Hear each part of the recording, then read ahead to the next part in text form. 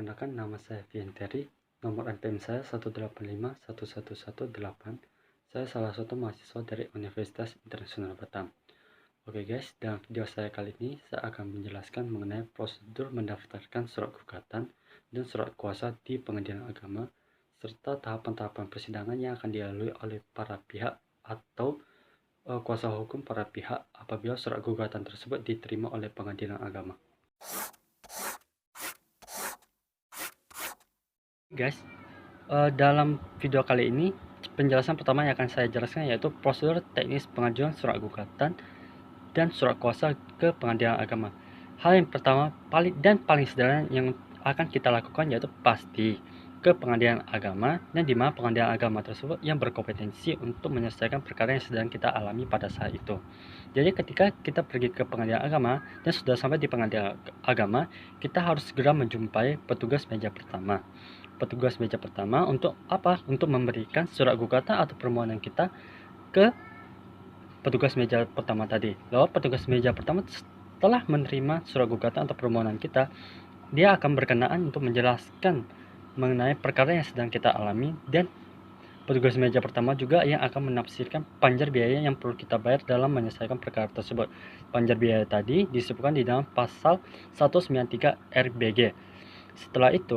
Setelah petugas meja pertama menjelaskan mengenai perkara yang sedang kita alami dan menafsirkan panjar biaya, kemudian panjar biaya tadi akan dituliskan atau dituangkan oleh petugas meja pertama ke dalam SKUM atau surat kuasa untuk membayar panjar biaya tadi. Setelah itu petugas akan mengembalikan kembali surat gugatan kita disertai dengan SKUM. Setelah itu kita harus ngapain? Selanjutnya kita harus pergi ke pemegang kas atau administrasi di Pengadilan Agama tadi. Setelah kita sampai di pemegang kas Pengadilan Agama tadi, selanjutnya kita harus menyerahkan SKUM tadi serta surat gugatan atau permohonan kita ke petugas pemegang kas pada saat itu. Lalu pemegang kas akan menandatangani surat gugatan kita atau permohonan kita dan akan menandatangani juga SKUM kita. Setelah itu dia akan memberikan nomor perkara serta tanggal penerimaan perkara kita, yang selanjutnya pada saat itu setelah dia memberikan nomor perkara dan menandatangani SKUM serta surat gugatan atau permohonan kita, dia akan mengembalikan kembali surat gugatan kita disertai SKUM kita kepada kita. Selanjutnya kita harus ngapain? Selanjutnya kita pergi ke bank.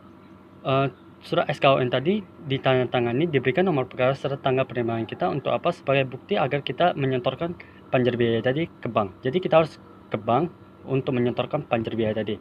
Setelah kita sampai di bank, selanjutnya kita bertemu dengan loket pelayanan bank. Setelah itu kita meminta slip penyetoran panjar biaya. Slip penyetoran panjar biaya tadi, data-data yang harus ditulis dalam slip penyetoran panjar biaya tadi harus disesuaikan atau harus sesuai dengan SKUM yang kita terima dari pemegang kas. Jadi kita harus menyesuaikan dengan SKUM kita. Baru setelah itu setelah kita mengisi semua data yang ada di slip slip penyetoran panjar biaya, jadi kita akan mengembalikan kembali slip penyetoran panjar biaya tadi ke bank, ke petugas bank. Kemudian petugas bank akan memvalidasi data-data yang kita isi. Apabila sudah sesuai, slip penyetoran panjar biaya tadi akan dikembalikan ke kita. Lalu kita akan membawa slip penyetoran panjar biaya tadi ke Pengadilan Agama tadi, lalu diserahkan ke pemegang kas.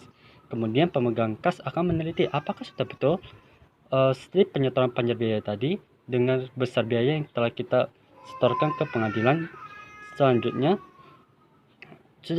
apabila sudah valid datanya atau sudah tervalidasi, jadi pemegang kas akan memberi tanda lunas di SKUM kita, dan selanjutnya memberikan tanda lunas dan memberi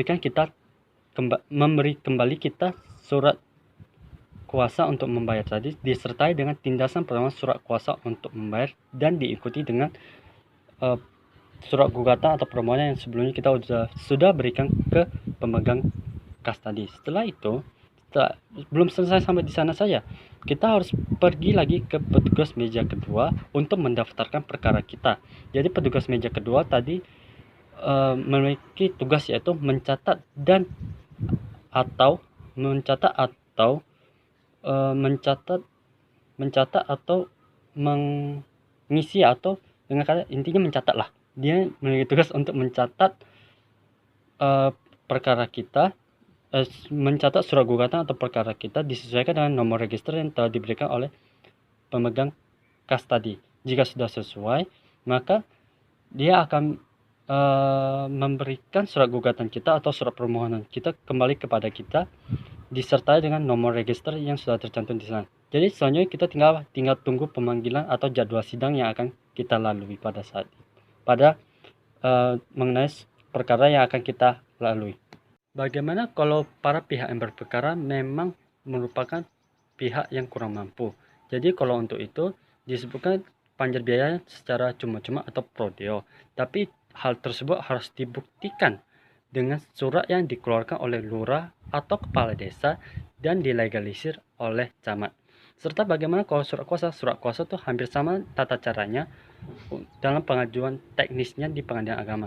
Pasti kalau kita para pihak yang kayak malas lah, mau tak tahu pusing dalam mengajukan surat gugatan atau permohonan tadi, jadi kita meminta orang lain untuk mendaftarkannya. Jadi untuk surat kuasa itu pemegang kuasa tadi, untuk penerima kuasa tadi, dia akan pergi ke pengadilan agama, lalu dia akan memberikan surat gugatan kita ke petugas meja 1. Setelah itu penerima kuasa tadi akan memberikan surat kuasanya yang telah dilegalisir kepada kepada petugas meja pertama sebagai bukti bahwa diri dia itu bukan sebagai para pihak yang berperkara, melainkan sebagai kuasa saja untuk menjalankan tugasnya. Selanjutnya bagaimana? Sama semuanya, sama kayak membayar panjar biaya, pergi ke petugas meja kedua untuk mendaftarkan atau mencatat kembali gugatan kita. Itu saja catatan tambahannya untuk pemegang kuasa. Jadi kalau untuk pemegang kuasa, intinya dia hanya perlu pergi ke pergi ke pengadilan agama untuk mendaftarkan perkara. Kemudian dia juga disertai dengan surat kuasa yang telah dilegalisir, dan selanjutnya panjar biaya segala macam harus dilalui juga secara bertahap, dan kemudian pada akhirnya ke petugas meja kedua untuk mendaftarkan atau mencatat perkara yang akan diselesaikan di pengadilan agama, dan selanjutnya surat gugatan tersebut dikembalikan kepada penerima kuasa tadi, lalu disertai dengan nomor register untuk perkara kita. Oke guys, setelah kita mengetahui mengenai tahapan ataupun prosedur teknis dalam mendaftarkan surat gugatan dan surat kuasa ke pengadilan agama, selanjutnya mari kita membahas tentang tahapan-tahapan persidangan yang akan dilalui oleh para pihak atau kuasa hukum para pihak apabila surat gugatan tadi diterima oleh pengadilan agama. Sebenarnya tahapan persidangan dalam pengadilan agama sama persis dengan pengadilan pada umumnya, seperti pengadilan perdata dan pidana, yaitu tahapan yang paling pertama yaitu melakukan upaya damai atau mediasi terlebih dahulu yang akan dilakukan oleh para pihak, dan hal tersebut disarankan oleh hakim, dan para pihak juga wajib melaksanakan upaya damai ini.